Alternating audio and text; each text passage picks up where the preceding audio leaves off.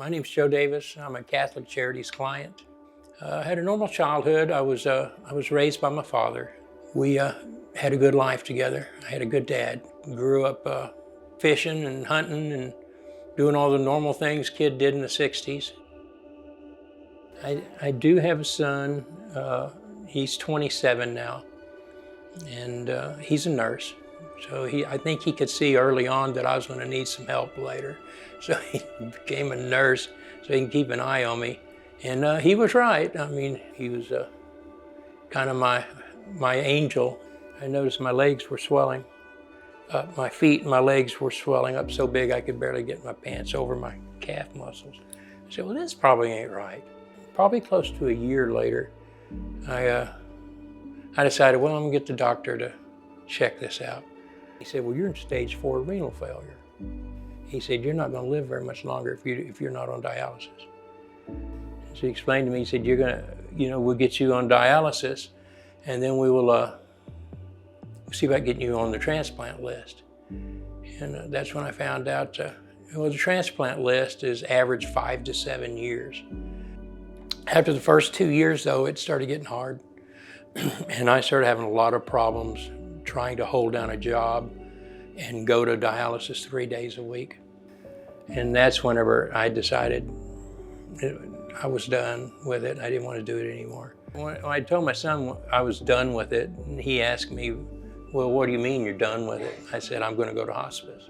I've already talked to them. And they're just waiting for me to get back with them. And that's when my son stepped up and said he wanted to go get tested to try to give me a kidney. So we went down there together, and he went down and got tested. And then the doctor comes back and says, well, your son's a perfect match.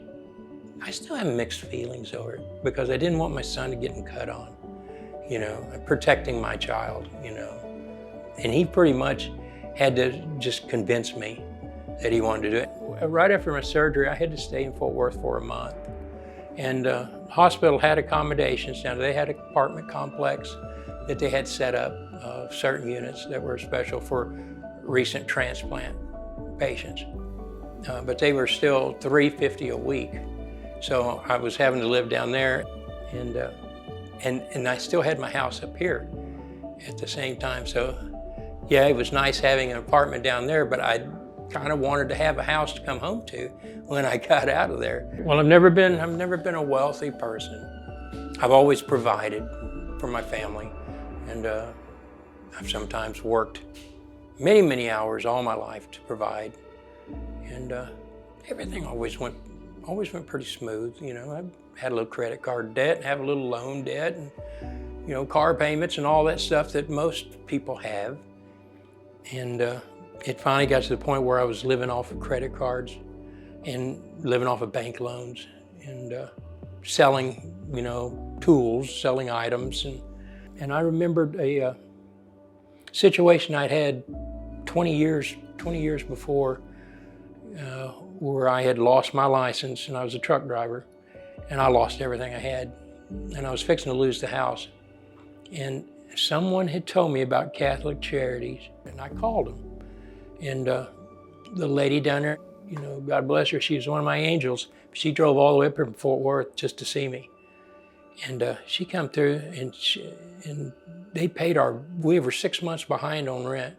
She paid that, and she paid the next 6 months and all of our utilities. She virtually saved us from being on the streets. So that's whenever, that's whenever I called up here to the Catholic Charities, because I knew I was fixing to get overwhelmed. And that's when I called and talked to Macy up here.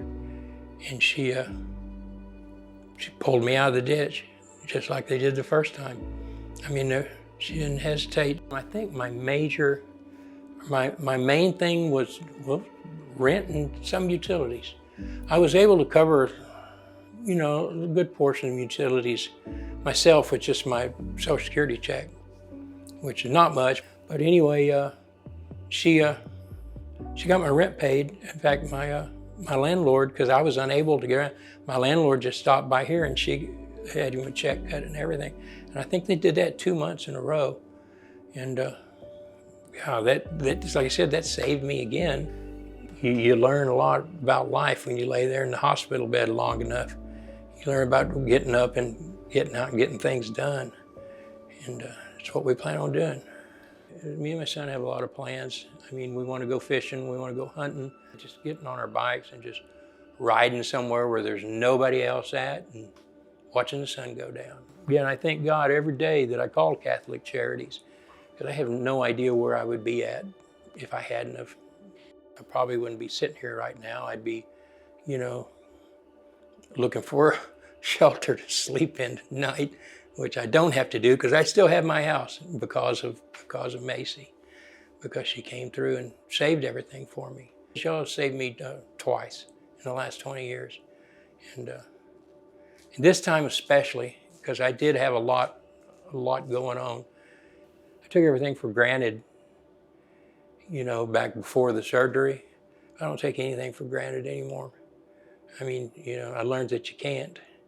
You can't take it for granted, because if you do, you're going to miss it. And I can grant you one thing, that you only get one life.